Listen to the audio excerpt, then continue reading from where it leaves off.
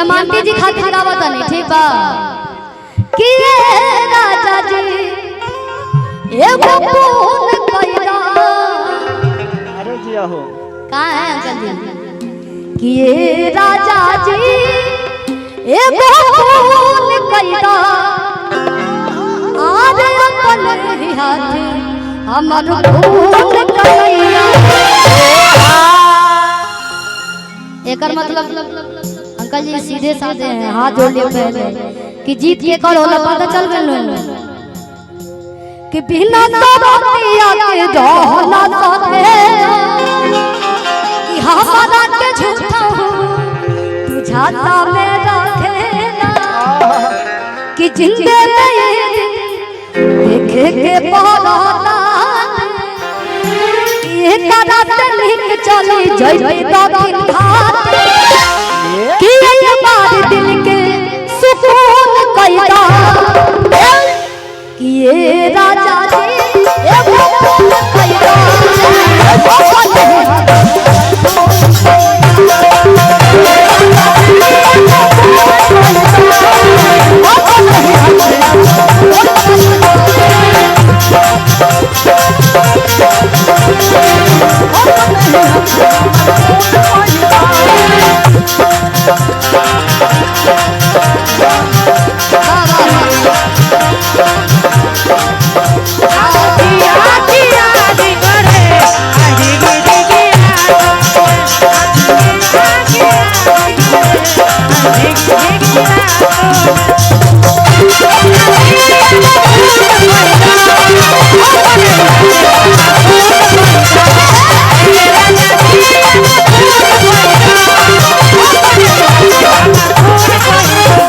अब रतिया कहत कैसे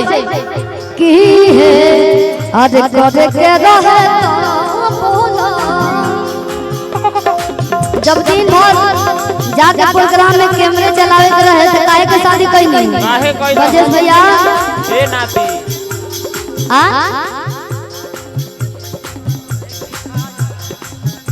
कौन बोला मुआ में था साउंड वाले का बोला मुआ में चाहत के हमें पलट गइलू अब चीन ले बात भरत सभा में कहले हैं की है करे के रहे बोलो काहे पिया हो भैया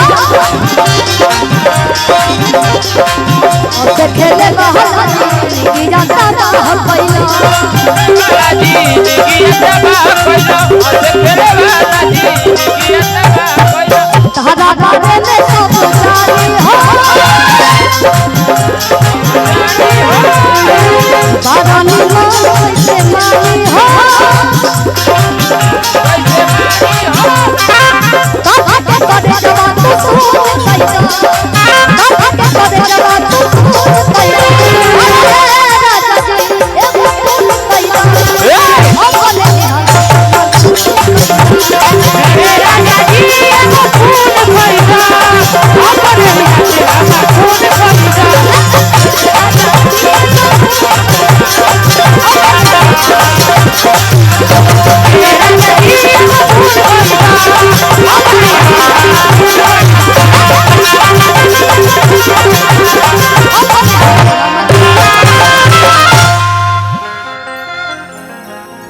सब तार का मानो।